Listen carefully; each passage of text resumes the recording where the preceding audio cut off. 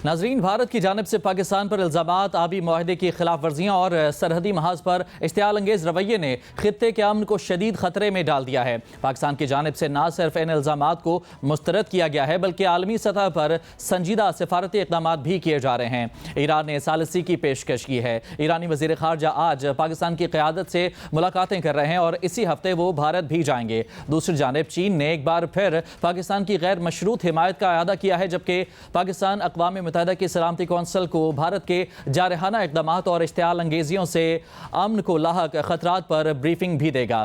क्या ईरान की सालिसी खित्ते में कशीदगी को कम करा सकती है? मैं हूं आपके साथ फराज अहमद और आप देख रहे हैं programme report card situation room special. Programme में गुफ्तगू के लिए हमारे साथ मौजूद हैं जनाब सुहेल वड़ाइच साहब, इरशाद भट्टी साहब, सलीम साफ़ी साहब और महमल सरफराज साहिबा। सबसे पहले बात करेंगे सलीम साफ़ी साहब से। सलीम साहब, सवाल यह है कि क्या ईरान की सालिसी खित्ते में मौजूदा कशीदगी को कम करा सकती है? देखिए, ईरान की जो सालिसी की कोशिशें हैं वो खुशाइंद है, उस पर ईरान को अप्रिशिएट करना चाहिए। लेकिन मुझे नहीं लगता कि ईरान की वो हैसियत है, और ख़ुसूसन इंडिया के यहाँ पाकिस्तान तो हर किसी की सालिसी के लिए भी तैयार होता है, लेकिन और अभी भी तैयार है। वो कहते हैं कि बेशक आप अक़वाम मुत्तहिदा कोई कमीशन बना लेता है या किसी भी मुल्क की सालिसी हो तो पाकिस्तान तो उसके लिए तैयार है। लेकिन ईरान में इतने स्टेक्स नहीं है इंडिया के, इसलिए इंडिया से ये तवक्को नहीं की जा सकती कि वो ईरान की सालिसी को कबूल कर लेगा। उसकी बनिस्बत मेरे ख़्याल में एक तो सुपर पावर्स हैं जो अमेरिका वगैरह है, रूस वगैरह, वो बेहतर किरदार अदा कर सकते हैं। और इस्लामी दुनिया में एज़ कम्पेयर टू ईरान मैं समझता हूँ कि सऊदी अरब और यूएई वो ज़्यादा मौसर हो सकते हैं सालिसी के लिए, क्योंकि वहाँ पे इंडिया के स्टेक्स हैं।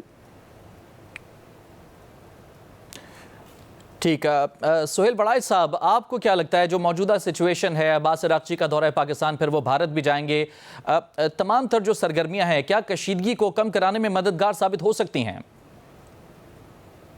देखिए, सिर्फ अमेरिका ही मेरा ख्याल है कारगर हो सकता है, क्योंकि अगर हम माजी में देखें तो जब अमेरिका ने कभी मुदाखलत की है, चाहे वो कारगिल का वाक़या था या इससे पहले एक दफ़ा रूस ने जो है ताशकंद का मुआहदा करवाया था। हमारी तारीख में तो ये दो मुल्क ने ही अहम रोल अदा किया है कि जिसमें जो इंडिया के इन्फ्लुएंस में या पाकिस्तान उनके इन्फ्लुएंस में रहा।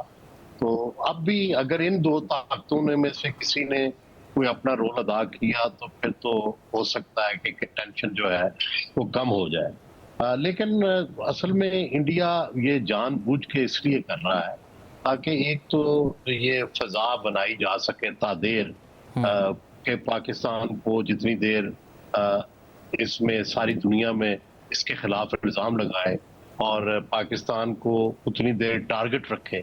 और जाहिर है जब भी ये बात होगी उन लोगों से तो पाकिस्तान पर सारे इल्ज़ामात दोहराएंगे, और बावजूद इसके कि पाकिस्तान ये कह रहा है कि आप सबूत लाएं, तो अभी तक आपको पता है कि इस तरह का वाक़या हो तो फौरन सबूत लाए जाते हैं और ताकि बाकी दुनिया को चुप कराया जा सके।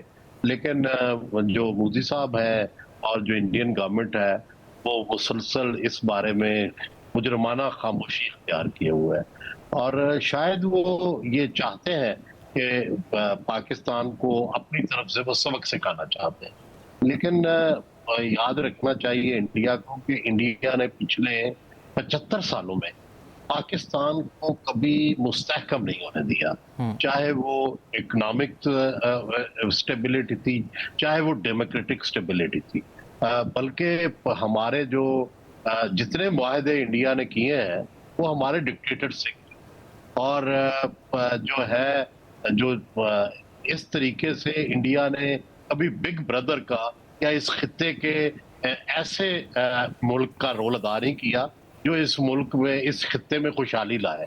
आप देखें कि इंडिया के इर्द गिर्द जितने मुल्क हैं हर एक में उसका नेगेटिव रोल रहा है पाकिस्तान का, इंडिया का, और अब भी वो नेगेटिव रोल हमें नजर आता है। आपको पता है कि कोई इंडिया को सार्क में मरकजी पोजीशन देने को तैयार नहीं है। हर मुल्क की अपनी शिकायत है कि ये डोमिनेट करना चाहता है, ये खित्ते में मुदाखलत करता है, ये खित्ते का पुलिसमैन बनना चाहता है।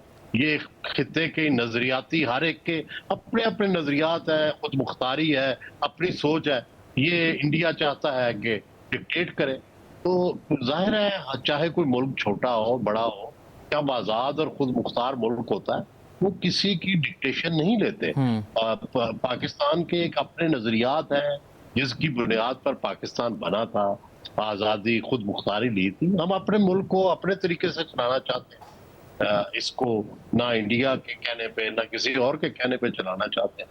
तो यही हमारा तजाद है। आप देखें 1947 से तो चला आ रहा है, पहले असासे नहीं दिए, ठीक है, फिर 1947 में लड़ाई शुरू हो और आज तक मुसलसल ये चल रही है, कोई उसके अंदर तब्दीली नहीं आई। ठीक। अच्छा सुहेल साहब, अगर देखा जाए दोनों मुल्कों के दरमियान जो कॉन्फ्लिक्ट है इसके मल्टीपल रीज़न हो सकते हैं, लेकिन जो बुनियादी वजह है वो कश्मीर दिखाई देती है और दोनों जानिब का बिलीव है कि कश्मीर के मामले पर उनका जो मौक़िफ़ है वो दुरुस्त है। आप क्या समझते हैं दोनों मुल्कों के दरमियान जो मामलात हैं इसका देरपा हल क्या हो सकता है? नहीं देखें, कश्मीर के मामले में उनके मौक़िफ़ में क्या, मेजॉरिटी जो है वो कश्मीरी मुसलमान है वहाँ पे, और वो जाहिर है कश्मीरी मुसलमान जो हैं वो पाकिस्तान के साथ रहना चाहते हैं, या एक ज्यादा से ज्यादा ये हो सकता है वो कहेंगे नहीं जी हम खुद मुख्तारी चाहते हैं। इंडिया के साथ कौन रहना चाहता है? अगर रहना चाहते होते तो वहाँ इतना कुछ तो खून कैसे होता। कई कई महीनों की हड़तालें रहती हैं, इलेक्शन जो है वो रिग होते हैं, वहाँ पे लड़ाइयाँ जारी रहती हैं। ये सारी बड़ी लीडरशिप जो है वहाँ की वो सारी इंडियन गवर्नमेंट के खिलाफ है। कल ही मैं उमर फारूक अब्दुल्ला जो है उसका बयान सुन रहा था, वो हालांकि चीफ मिनिस्टर है वहां का इलेक्टेड, वो उसके खिलाफ बोल रहा था कि ये सब ज्यादतियां हो रही हैं, और पहलगाम के वाकये में उसने इंडियन गवर्नमेंट पे इल्जाम लगाया। मैं कल ही उनकी तकरीर सुन रहा था। तो कोई, मेरा ख्याल है कि कोई लॉजिकल रीजन नहीं है सिवाय इसके कि इंडिया ने गसब किया हुआ है कश्मीर को, उसके बारे में कोई दलील कारगर नहीं। ठीक। महमल साहिबा, आप क्या समझती हैं मौजूदा जो सिचुएशन है इसमें अब्बास अरागची पाकिस्तान आते हैं, ये दौरा कितना काम आ सकता है, कितना कारगर साबित हो सकता है, और ख़ित्ते में जो ईरान की मौजूदा पोजीशन है इसमें ये सालिसी कितनी सूदमंद साबित हो सकती है? देखिए, मैं साफ़ी साहब और सुहेल साहब से इस बात पे एग्री करती हूँ कि ईरान की सालसी वैसे तो बहुत खुशाइंद है, बहुत अच्छी बात है कि वो ये करना चाह रहे हैं, लेकिन ऐसा नहीं है कि भारत उसकी सुनेगा। आपने देखा होगा कि अमेरिका जो है उन्होंने भी ट्राई की, लेकिन जो मैंने पिछले हफ्ते भी बताया था कि इंडिया के अंदर जो ये सोच पाई जाती है वो यही है कि अमेरिका की सालसी के बावजूद, अमेरिका ने जब बात भी की, रूबियो ने भी जब कॉल की, वैसे भी वो जो उनसे बातचीत बैकडोर चल भी रही है, रिस्ट्रेंट का कहा, लेकिन भारत उस चीज़ के ऊपर माना नहीं। यानी कि अभी भी जो हमें इंडिया से खबरें मिल रही हैं वो यही हैं कि मोदी जो रजीम है वो चाहती है कि वो पाकिस्तान पर हमला करे। अब वो किस नौइयत का होगा, कब होगा, ये जो है जारी बात है अभी तक वो चीज़ सामने नहीं आई, लेकिन शायद ये बात जो है वो अमेरिका को भी कन्वे कर देगी, क्योंकि अगर आप देखें कि वहाँ से उसके बाद जिस किस्म के बयानात आए उनके ऑफिशियल लेवल पे, वो ऐसे ही आ रहे थे कि शायद कोई जी कंटेन्ड किस्म का अटैक होगा, छोटा होगा, इस तरह की बातें जो है वो चल रही थी। तो अगर इंडिया जो है वो अमेरिका की नहीं सुन रहा, जो कि इस वक्त सुपर पावर है, तो जाहिर बात है ईरान की तो वो नहीं सुनेगा। और दूसरी तरफ भी देखिए, लेकिन इसमें अहम चीज क्या है, वो ये कि ईरान क्योंकि इस खित्ते का हिस्सा है, तो ईरान नहीं चाहता कि इधर इंडिया पाकिस्तान की जंग हो, क्योंकि देखिए एक बार जब अटैक यानी कि भारत अगर अग्रेशन करेगा, पाकिस्तान रिस्पॉन्ड तो करेगा, और जब एक बार इस तरह की चीज होती है तो वो कल को एस्केलेट भी हो सकती है, और उसका स्पिल ओवर जो है वो नेबरिंग कंट्रीज में जाता है, वो खित्ते के अंदर जाता है, और वो कोई भी खित्ते के अंदर नहीं चाहता कि 2 न्यूक्लियर आर्म नेशन जो है वो इस तरीके से आमने सामने खड़े हो जाए और उसका स्पिल ओवर जो है वो बाकी ममालिक पे। आप देखिए चाइना जो है वो हमारे साथ खड़ा है, वो भी एक जिस किस्म के वो मैसेजेस, बड़े स्ट्रॉन्ग मैसेजेस दे रहा है, वो यही चाहता है कि इंडिया जो है वो इस तरह का काम ना करे ताकि फिर खित्ते को उसका नुकसान ना हो। एक और चीज मैं आपको कहूं कि आप देखें कि वैसे अगर इंडिया के आप फॉरेन मिनिस्टर को देखें या उनकी अगर आप मीडिया को भी देखें, उधर जो बहुत ज्यादा जो बात की जा रही है या कहे कि गिले शिकवे हो रहे हैं, वो इन सारे ममालिक से हो रहे हैं, वो इवन अमेरिका से भी, रशिया से भी, ईरान से भी, यूरोप से खास तौर के ऊपर। आप देखें ना, टर्की और अजरबैजान तो और चाइना तो बिल्कुल हमारी ऑल आउट सपोर्ट में आए, लेकिन बाकी ममालिक इंडिया के सपोर्ट पे उस तरीके से नहीं आए कि खुलकर, तो उसके ऊपर इंडिया जो है वो नाराजगी का इज़हार कर रहा है। अभी ये जो उनके फॉरेन मिनिस्टर जयशंकर, उन्होंने यूरोप के ऊपर कहा कि when we look out at the world we look for partners, we don't look for preachers, यानी कि इस किस्म की बात कर रहे हैं। वो शो ये कर रहे हैं कि उनको यूरोप ने क्योंकि खुलकर कोई ऐसी बात नहीं की और एक न्यूट्रलिटी का मुजाहरा किया है या रिस्ट्रेंट के लिए कहा जा रहा है, तो उसकी वजह से, हालांकि मैं आपको बताऊं कि यूरोप के अंदर से जो आवाजें आ रही है वो ये आ रही है कि इंडिया ने भी तो रशिया यूक्रेन की जंग के ऊपर जो थे एक न्यूट्रल पोजीशन ली थी, उन्होंने यूक्रेन का साथ नहीं दिया था, हालांकि उस वक्त तो वेस्टर्न वर्ल्ड आप देखे कि वो यूक्रेन के साथ खड़ा था। तो ये भी एक चीज है। दूसरी बात, मैं सुहेल साहब से एग्री करती हूँ कि इंडिया ने इस वक्त अपने ऑलमोस्ट जितने भी नेबर्स है ना, उन इस खित्ते के अंदर उनसे खुश नहीं है कि वो बिग ब्रदर या बुली बन के जिस तरीके से वो आना चाहता है, ये उसकी ख्वाहिश तो होगी लेकिन इसमें हकीकत तो नहीं है। तो ये इंडिया जो है अभी तक उसको कहा तो जा रहा है कि रिस्ट्रेंट करें, लेकिन क्योंकि मोदी गवर्नमेंट एक एक्सट्रीमिस्ट राइट विंग गवर्नमेंट है और वो एक जिंगोइस्टिक किस्म की हुकूमत है, वो तो चलते ही एंटी मुस्लिम नैरेटिव के ऊपर है। वो जब पाकिस्तान का नाम लेते हैं तो वो असल में अपनी मुस्लिम माइनॉरिटीज को उधर टारगेट कर रहे हो। तो हमने देखा कि पहलगाम के बाद बगैर एविडेंस के उन्होंने पाकिस्तान का नाम तो लिया, और उसके बाद वहां कश्मीरियों के साथ क्या हो रहा है, वहां पर मुसलमानों के साथ क्या हो रहा है, किस तरीके से वो जो है उनके साथ उधर ज्यादतियां स्टार्ट हो गई हैं, किस तरीके से उनके ऊपर अटैक से इस तरह जिस तरह उन्हें हरास किया जा रहा है। तो ये जो चीजें हैं ये दुनिया को भी नजर आता है और दुनिया को भारत की भी दहशतगर्दी नजर आती है, जिस तरह कनाडा के अंदर असैसिनेशन करना, अमेरिका के अंदर अटेम्प्ट करना और पाकिस्तान के अंदर असैसिनेशन कैरी आउट करना और भी दूसरे मालिक के अंदर। तो ये चीजें भी दुनिया को नजर आ रही है और इसी वजह से आज जो इंडिया गुस्से का इजहार कर रहा है कि सारा दुनिया उसका खड़ी क्यों नहीं है, वो ये वजूहात है कि एक तो पाकिस्तान का कोई लेना देना नहीं और दूसरा भारत खुद दहशतगर्दी में मुलव्वस है। ठीक। अच्छा महमूद साहब ये बताएगा कि यकीनन पहली बार नहीं है पाकिस्तान और भारत के दरमियान कशीदगी जो बढ़ गई है, क्या लगता है कि मुस्तकबिल में इन मामलात को बेहतर करने के लिए, दोनों ममालिक के ताल्लुकात को बेहतर करने के लिए देर पा हल क्या है, आपकी क्या राय है इसमें? देखिए फराज, मैं आपको बताऊं कि मुझे नहीं लगता कि जब तक बीजेपी की हुकूमत है, वो मोदी हो या मोदी के बाद अगर अमित शाह आते हैं या कोई और आता है, जब तक बीजेपी की हुकूमत है मैं तो नहीं देखती कि कोई भी पीस जो है वो मूव्स जो है वो कामयाब हो, क्योंकि हालांकि सस्टेनेबल नहीं है जो इंडिया करता है कि कोई भी हमला होता है और उसे पाकिस्तान के ऊपर इल्जाम लगाकर और फिर इस तरीके से अटैक करने की कोशिश या जो जंग की एक फिजा बन जाती है, सस्टेनेबल चीज नहीं आज की दुनिया के अंदर। लेकिन मैं फिर भी यही कहूंगी कि जब तक बीजेपी की हुकूमत है, कोई भी वजीर आजम हो, क्योंकि वो मोदी पार्ट 1 पार्ट 2 पार्ट 10 होंगे, मतलब वो इस तरह के होंगे, तो इसलिए मेरा नहीं ख्याल कि तब तक मुझे कोई उम्मीद है। ठीक है। इरशाद भट्टी साहब, आप क्या समझते हैं मौजूदा सिचुएशन के अंदर पाकिस्तान पहले से ही डिप्लोमेटिक डायलॉग को वेलकम करने की बात कर रहा है, फिर ईरान का पाकिस्तान आना, सालिसी करना यकीनन खुशाइंद है। अगर अब्बास इराक़ची इंडिया जाते हैं उसके क्या असरात पैदा होंगे और कौन से ऐसे ममालिक या फिर ऐसा मुल्क है जो स्टेप इन करेगा तो भारत में कुछ फ़र्क आ सकेगा, कशीदगी में कमी आ सकेगी? जनाब स्पीकर, सवाल पे आने से पहले दो बातें ज़रूर करना चाहूँगा। एक तो पाकिस्तान तहरीक इंसाफ का पागलपन कि वो एक बार फिर जो पॉलिटिकल पार्टीज़ के इजलास में शरीक नहीं हुई, उसे होना चाहिए था। पता नहीं, हालांकि इमरान खान ने ट्वीट किया, बड़ा अच्छा ट्वीट किया, इंडियन मीडिया ने उनको चलाया भी उस ट्वीट को, और कि अमन हमारी तरजीह है मगर इसे हमारी कमज़ोरी ना समझा जाए, और कोई भी जारियत हुई हम मुंह तोड़ जवाब देंगे। और पुलवामा को भी ड्रामा कहा और पहलगाम को भी। लेकिन ये पागलपन है पाकिस्तान तहरीक इंसाफ का कि वो शरीक नहीं हुई। दूसरा, नवाज शरीफ साहब पता नहीं कहाँ हैं। पाकिस्तान और भारत बल्कि पूरा खित्ता इस वक्त एक टेंशन की लपेट में है। पूरी दुनिया कोशिशें कर रही हैं। अगर कोई कोशिश नहीं हो रही तो 3 दफ़ा के वज़ीर आज़म की तरफ से नहीं हो रही, पता नहीं वो कहाँ है। आखिरी इतलात तो आई थी कि वो जाती उम्रा में है। तीसरा, मैं हैरान हूँ इस हुकूमत पे कि अभी एक सदारती आर्डीनेंस आया है और वज़रा की तनख्वाहें बढ़ा दी गई हैं और जनवरी से बढ़ा दी गई हैं।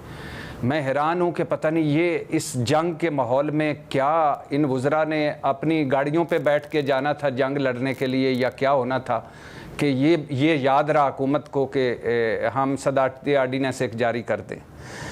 आ जाएँ सवाल पे। अभी तक ना सबूत दिए हैं, ना न्यूट्रल फोरम पर इंक्वायरी की पेशकश कबूल की है, और अभी दहशतगर्दी भी उसकी जारी है भारत की। और हालात ये हैं कि इतनी दिफाई पोजीशन पे है इस मामले में, पहलगाम ड्रामे में, कि 2 जर्नैल और फ़ज़ाइया के अपने नैब को वो तब्दील कर चुके हैं, बल्कि 1 जर्नैल को तो काला पानी भिजवा चुके हैं। मकबूजा वादी में जुल्म सितम की पहाड़ तोड़ दिए हैं नरेंद्र मोदी सरकार ने इस पहलगाम ड्रामे की आड़ में। और भारत में जो मुसलमानों का हाल हो रहा है उनका कोई पुरसाने हाल नहीं है। और इसके बावजूद, इतनी तमाम कोशिशों के बावजूद, इतनी तमाम बड़कों के बावजूद दुनिया में वो पजीराई नहीं मिल रही नरेंद्र मोदी को जो मिलनी चाहिए थी। जहाँ तक है कि अमेरिका का अगर ट्रंप साहब चाहें और अगर अमेरिका चाहे तो ये चीज़ें दिनों में सॉल्व हो सकती हैं, लेकिन वो कितना चाहेंगे, वो कब चाहेंगे और क्यों चाहेंगे, ये बड़ा सवालिया निशान है। इस सारी जो टेंशन है, इसमें जो असल किरदार है या बाकमाल किरदार है या दोस्ती का किरदार है, वो चीन का किरदार है। चीन पहले दिन से लेकर आज तक हमारे साथ खड़ा है और गालबन भारत को एक बड़ा थ्रेट चीन की तरफ से ही है। और पहले सऊदी अरब ने सुना गया कि उन्होंने भारत को यहाँ तक की ऑफ़र की कि आप न्यूट्रल मकाम पर या न्यूट्रल फोरम पर किसी भी सतह पर इंक्वायरी करा लें। भारत ने कोई जवाब नहीं दिया। अब ईरान कोशिशें कर रहा है, क्योंकि ईरान के अपने इंटरेस्ट भी हैं, ये खित्ता भी है और इसी खित्ते में वो मौजूद है, चाबहार बंदरगाह भी है। लेकिन जुमेरात को वो जाएंगे, ईरान के जो वज़ीर ख़ारजा हैं वो भारत। तो अगले 3-4 दिन बड़े अहम हैं, देखते हैं उसमें क्या होता है। लेकिन मैं एक बात हैरान होता हूं कि ये दुनिया ही, ये नरेंद्र मोदी को या बीजेपी को नहीं पता कि ये नेपाल नहीं है, भूटान नहीं है, हम यूक्रेन नहीं हैं, हम गज़ा नहीं हैं और हम दोनों एटमी कुव्वत हैं। तो क्या उसको नहीं पता कि अगर थोड़ा सा भी, जैसे अभी नंदन वाला किया था, अगर थोड़ा सा किया जवाब तो मिलेगा। और उस जवाब में बात फिर वही है कि शुरू तो हो जाती है, फिर एंड कहाँ तक चला जाता है या फिर वो आउट ऑफ कंट्रोल हो जाता है। तो मेरा ख्याल है कि हर चौथे दिन वो इस तरह की कोई जारियत मुसल्लत करके आ जाते हैं सरहदों पर और फिर दुनिया आती है। तो बीजेपी को और भारत को देखना होगा कि अगर वो समझते हैं कि उनकी 1% भी वो अपनी बात में सच्चे हैं, तो ये बड़ा अहम मौका है कि वो कहें कि फ़लाँ सतह पर हम इंक्वायरी के लिए तैयार हैं और हमारे पास सबूत है, सबूत दे दें। चूँकि सबूत नहीं है और अब वो इतनी चीज़ों को बुलंदी पे ले आए हैं, एक्सट्रीम पे ले आए हैं कि अब वहाँ से वापसी, बाहर के इलेक्शन हो रहे हैं और राज्यसभा के इलेक्शन हो रहे हैं, फिर मकबूजा वादी में क्रैकडाउन करना है, फिर अपनी मकबूलियत भी कायम रखनी है।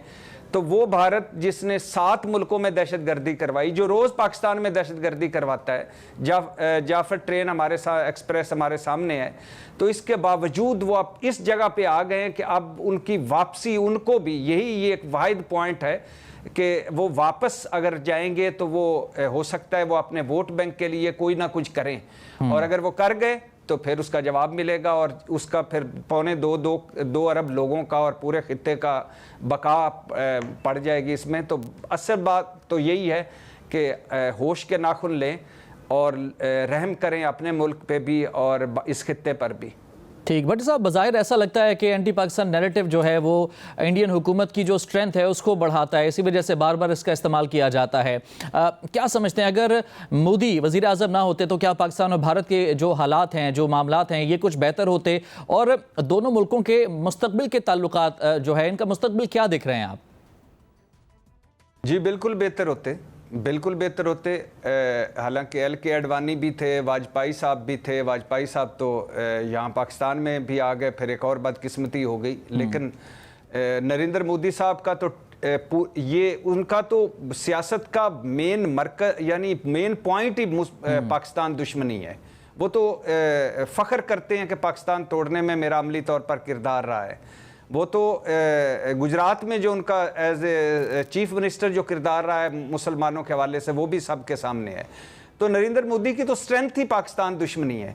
कोई और भी वज़ीर आज़म होता तो यहाँ तक सूरत हाल ना पहुँचती। कोई और भी वज़ीर आज़म होता तो मकबूजा वादी की आज़ाद हैसियत ख़त्म ना होती।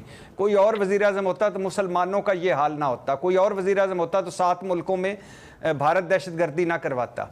जहाँ तक हमारा फ्यूचर है, बदकिस्मती है कि ये ऐसे ही मुझे तो आगे माजी करीब में कोई बदलती हुई चीज़ नज़र नहीं आ रही। ठीक है, और मौजूदा जो सिचुएशन है इसमें अगर आबी जारहियत की बात की जाए तो भारत की जानिब से 2 डैम्स क्लोज कर दिए गए हैं, जिसके बाद पानी की मकदार कदरे कम हो चुकी है। तीसरे डैम की तरफ बढ़ते दिखाई दे रहे हैं भारतीय इक़दाम। डिस्कशन को कंटिन्यू रखेंगे एक ब्रेक के बाद। वेलकम बैक नाजरीन। भारतीय हुकूमत की जानिब से सिंध-तास मुआहदे की खिलाफ वर्जी की गई। एक तरफा तौर पर उसे ख़त्म करते हुए 2 डैम्स बगलिहार डैम और सलाल डैम को बंद कर दिया गया, जिसके बाद दरियाए चनाब में पानी की आमद जो है वो कदरे कम हो चुकी है। और अगला स्टेप ये बताया जा रहा है कि किशन गंगा डैम है, जिसको अगर बंद किया जाता है तो दरियाए जहलम में पानी की आमद बहुत कम हो सकती है। सलीम साफ़ी साहब, आप क्या समझते हैं कि जो आबी जारहियत की जा रही, पाकिस्तान के पास क्या ऑप्शंस हैं इसके खिलाफ आवाज़ उठाने के लिए? देखिए, इसके लिए जहाँ तक सिंध-तास मुआहदे का ताल्लुक है तो उसका तो ऑलरेडी वर्ल्ड बैंक गारंटर भी है और वो कराने वाला भी है। तो पहले तो वर्ल्ड बैंक से रुजू करना चाहिए और बाकी भी जो इस तरह के आलमी फोरम्स हैं उन पे इस बात को उठाना चाहिए कि वो अपने आलमी मुआहदों की खिलाफ वर्जी कर रहा है। और जुनूनियत के मुकाबले में हमें जुनूनियत का मुजाहरा करके शिमला को ख़त्म नहीं करना चाहिए, क्योंकि इस वक्त अगर एक तरफ हमें जुनूनी से वास्ता पड़ा है तो जवाब में हमें जुनूनी नहीं बनना चाहिए। ये कोई मजाक नहीं है। हम कहते हैं अमेरिका उनको समझाए, हम कहते हैं कि वो ईरान की सुनेगा या नहीं सुनेगा।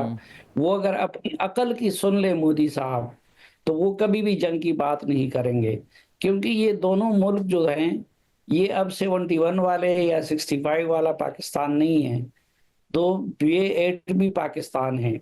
और उनको ये भी पता है कि इस वक्त जो पाकिस्तानी क़यादत है तो वो ईंट का जवाब पत्थर से देने का ऐलान कर चुकी है और ये इससे पहले पुलवामा में साबित भी हो चुका है। लेकिन जाहिर बात है कि उनको ये बात बिल्कुल अज़बर होनी चाहिए और ये उनको पता होगा कि वो अगर कोई एक्शन करेंगे तो जवाब में पाकिस्तान की तरफ से भी एक्शन होगा।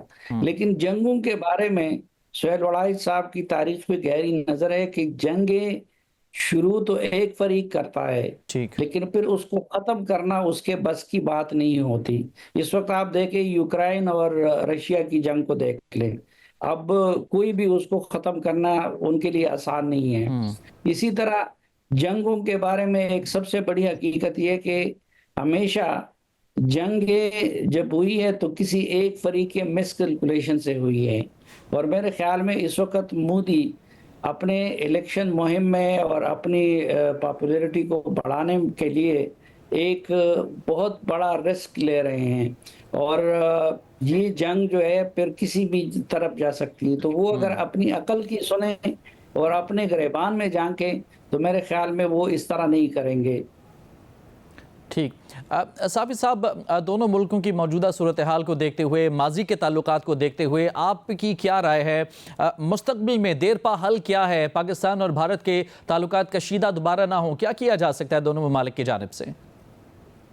देखिए, देरपा हल के लिए तो ज़रूरी है कि कश्मीर का मसला हल हो और जिस तरह सुहेल वड़ाइच साहब ने कहा कि मकबूजा कश्मीर के रहने वाले भी हिंदुस्तान में रहना नहीं चाहते और इसीलिए उन्होंने तारीख की मेरे ख्याल में सबसे जो हमारी याद पड़ती है लंबी जद्दोजहद की, 70 साल तक उनकी जद्दोजहद में कोई नरमी नहीं आई।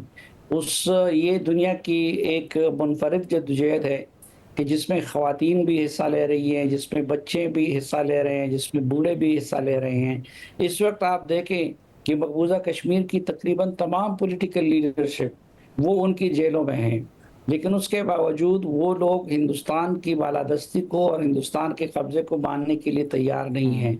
तो एक तरफ कश्मीरी आज़ादी से कम किसी चीज़ पे मुतमईन नहीं होंगे, दूसरी तरफ मोदी से या मोदी की पार्टी के किसी और बंदे से ये तवक्को करना कि वो कश्मीर के मसले को हल कर लेंगे, क्योंकि इस दौरान अगर कोई मौका आया भी है तो उससे कभी भी हिंदुस्तान ने फ़ायदा नहीं उठाया है कि दोनों ममालिक के ताल्लुकात बेहतर हों।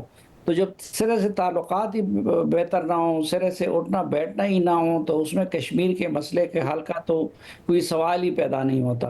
इसलिए मैं मैमल से इत्तेफाक करूंगा कि मोदी और बीजेपी के होते हुए पाकिस्तान और हिंदुस्तान के ताल्लुकात का नॉर्मल होना ये नामुमकिन है। ठीक है सुहेल बड़ाई साहब, भारत की जानिब से आबी जारहियत का बाकायदा आगाज़ कर दिया गया है। दो डैम्स हैं जिनसे पानी की जो आमद है अब तकरीबन ना होने के बराबर रह गई है। दुनिया भर में ऐसे ममालिक हैं जहां पर दूसरे ममालिक से वाटर सोर्सेज हैं जिनके लॉज होते हैं, कवानीन होते हैं जिन पर अमल दरामद करना होता है। एक तरफा तौर पर तो इसे रद्द नहीं किया जा सकता। पाकिस्तान क्या इकदाम कर सकता है अब? देखिए, जाहिर है इंटरनेशनल मुआहदे हैं और इसी तरह जैसे इन्होंने बताया कि ये इंडस बेसिन ट्रीटी जो है ये बाकायदा इंटरनेशनल इसकी गारंटीज है और उन गारंटीज के तहत हमने भी कुछ सरेंडर किया था, कुछ इंडिया ने सरेंडर किया था। तो मेरा ख्याल है कि ये मामला ज्यादा देर इंडिया चला नहीं सकता। और दूसरी बात यह है कि जैसे साफी साहब फरमा रहे थे, जो दो पड़ोसी मुल्क हैं उनके दरमियान इस तरह की जंग जो है, इससे हमाकत के सिवा कुछ भी नहीं कहा जा सकता। दुनिया में विजडम यही है कि जो यूरोप है 100 साल फ्रांस और इंग्लैंड की जंग रही और जनरल मोंटगोमरी से 1965 में पूछा गया। फील्ड मार्शल मोंटगोमरी बड़े मशहूर जनरल थे। तो ये इंग्लिश चैनल बन रहा था, ये जो सुरंग बनी है बिटवीन फ्रांस एंड, तो उनसे पूछा गया कि अगर बन गई तो ये फ्रांस वाले जो है वो क्या करेंगे। तो फील्ड मार्शल मोंटगोमरी ने कहा ये बड़े ट्रेटर हैं, ट्रेचरस हैं, ये रात को आके सुरंग में छुप जाएंगे और सुबह इंग्लैंड पे हमला करेंगे। तो जब लड़ाइयां होती हैं तो फिर इस तरह के तस्सुबात होते हैं, इस तरह के ख्यालात होते हैं। अब वो सुरंग बन गई, लोग आते जाते, ट्रेनें, अब वो खत्म हो गया सब। तो बुनियादी बात यह है कि सदियों से इकट्ठे रह रहे थे हिंदू और मुसलमान, और जिस तरह से मोदी साहब जिस एक्सट्रीम पे लेके जाना चाहते हैं, उससे सिवाय इसके कि सबसे ज्यादा इंडिया को नुकसान होगा, क्योंकि इंडिया के अंदर और बड़ी डाइवर्सिटी है। और नेहरू और कांग्रेस बड़े अक्लमंद थे कि उन्होंने उस डाइवर्सिटी को जो है वो अकोमोडेट की। आप ये देखें कि वो उस वक्त शेख अब्दुल्ला को भी उन्होंने खुश रखा, मुसलमानों को भी खुश रखा, अबुल कलाम आजाद को भी वजीर तालीम बनाया। तो ये अब जिस तरह से मोदी कर रहे हैं, इस तरीके से तो मुझे लगता है कि ये अपने मुल्क को भी तबाह करेंगे। बाकी दुनिया के लिए तो ये थ्रेट है। वहाँ के मुसलमान मुतमईन नहीं है, वहाँ मुसलमानों की बहुत बड़ी तादाद है और क्रिश्चियंस की तादाद है वहाँ पे, और मुख्तलिफ नेशनलिटीज हैं, सिख हैं। तो वहाँ तो बहुत जरूरी है। पाकिस्तान में तो फिर 99-95% लोग मुसलमान हैं, तो वहां पे तो इतनी डाइवर्सिटी है। अगर ये उनकी इंतहा पसंदाना पॉलिसियां और दूसरे मज़ाहिब के साथ उनका ये रवैया रहा, तो मुझे डर है कि ये इंडियन पाकिस्तान को तो जो थ्रेट है ही है, तो ये इंडिया के लिए कल प्रॉब्लम बन जाएगा। और ये मोदी इसीलिए इस दफा हारे हैं इलेक्शन यूपी के अंदर, और के बाकी तमाम लोग इनसे गैर मुतमईन। बिल्कुल, मजमूई तौर पर देखा जा रहा है कि अपेरेंटली जो आलमी हिमायत है उसका रुख ज़्यादातर, उसका झुकाव जो पाकिस्तान की जानिब है। क्या ये हिमायत भारत को मज़ीद जारहाना बनाएगी या फिर सोचने पर मजबूर करेगी? इस पर भी बात करेंगे। डिस्कशन को कंटिन्यू रखेंगे एक ब्रेक के बाद। Welcome back. महमल सरफराज साहिबा, आपको क्या लगता है जो इंटरनेशनल रिस्पांस है, ऐसा लग रहा है कि no one is trying to buy Indians propaganda इस दफ़ा, क्या लगता है कि ये जो अमर है मज़ीद अग्रेसिव करेगा भारत को या फिर वो सोचने पर मजबूर हो जाएगा कि क्या किया जाए आगे? देखिए, ये जो मोदी रजीम है ये बिल्कुल भी किसी चीज़ पे भी सोचने में मजबूर नहीं होंगे। अगर वो सोचते होते तो आज जो हो रहा है ऐसा ना होता, कि यानी कि बगैर एविडेंस के, ये तो उनके अपने लोग भी मानते हैं कि कोई एविडेंस अब तक शेयर नहीं किया गया। दुनिया ने भी जब एविडेंस मांगा और इसीलिए कहा गया कि एक आप वो इंडिपेंडेंट इन्वेस्टिगेशन इसके ऊपर बेशक करा ले। पाकिस्तान भी इसीलिए बार बार ये कह रहे हो कि हमारा इससे कोई लेना देना नहीं है इस अटैक से। लेकिन जो इंडिया बार बार ये चीज़ कहे जा रहा है वो बेसिकली पाकिस्तान के खिलाफ वो कोई महाज खड़ा करना चाहता है। हाँ, ये बात दुरुस्त है कि दुनिया जो है वो बाय नहीं कर रही इंडिया का प्रोपेगेंडा या इंडिया की जो फेक न्यूज़ है। और देखिए, वैसे भी फराज, आप ओवरऑल अगर देखें ना, पाकिस्तान ने माजी में बिल्कुल गलतियां की हैं और ये हमारी पॉलिटिकल लीडरशिप मानती भी है इस चीज़ को, लेकिन हमने वो पॉलिसीज रिवर्स भी की और हमने जो है यहाँ से दहशतगर्दी का खात्मा भी किया था। ये तो फॉल ऑफ काबुल के बाद जिस तरीके से वापस आए, फिर आपको पता ही है कि बलूचिस्तान के अंदर और वैसे भी किस तरीके से भारत जो है वो एक प्रॉक्सी वॉर करता है, किस तरीके से जो है वो फंडिंग करता है। लेकिन अगर आप ओवरऑल पाकिस्तान की आप लीडरशिप का अगर आप रोल देखें, जनरल मुशर्रफ जिन्होंने, जो कारगिल के आर्किटेक्ट थे, जब वो हुकूमत में, उन्हें भी समझ आया कि भारत के साथ जो है वो पीस होना चाहिए, यानी उन्होंने तो कश्मीर का जो है 4 पॉइंट एजेंडा भी उन्होंने उस वक्त दिया।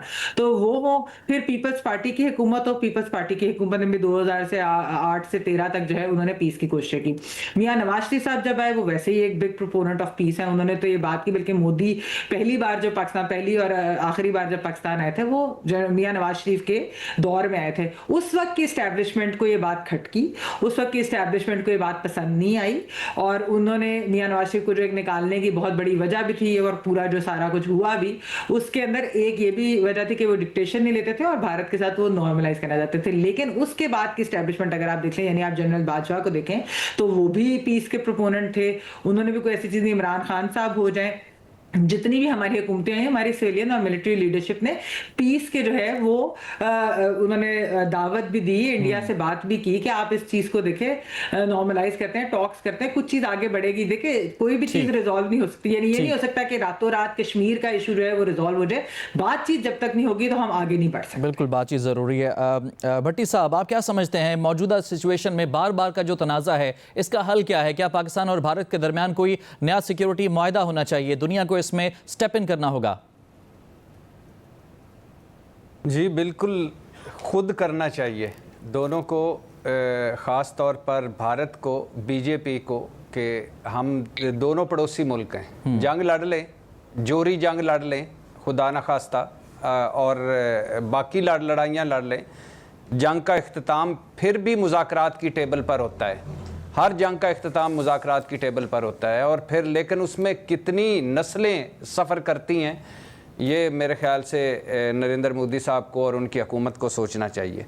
आपने एक सवाल किया था कि ये जो आबी दहशतगर्दी है, तो भारत, जो सिंध तास का मुआहदा है, 3 दरिया हमारे पास हैं, 3 दरिया भारत के पास हैं और उस मुआहदे में है कि 4 जो नाले, गंदे नाले उधर से सियालकोट से वो भारत के हमारी तरफ आते हैं, जिसमें वो इस मुआहदे का हिस्सा हैं, और 7% पानी जो है भारत हमारे दरियाओं, जो 3 बाकी बचे हैं उनमें से भारत लेगा, इस मुआहदे में लिखा है, जो 1960 में हुआ। लेकिन वो 7% भी भारत पूरा पानी इस्तेमाल नहीं कर पाया अभी तक पिछले 60 सालों में।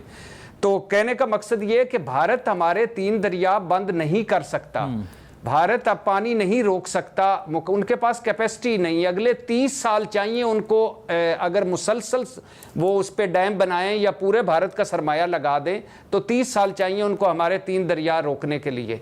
लेकिन ये वो ज़रूर करेगा, कभी कम कर देगा, कभी ज़्यादा कर देगा, कभी सैलाब इस तरफ आ जाएगा, कभी रोक देगा, इसके अलावा वो कुछ नहीं कर सकता।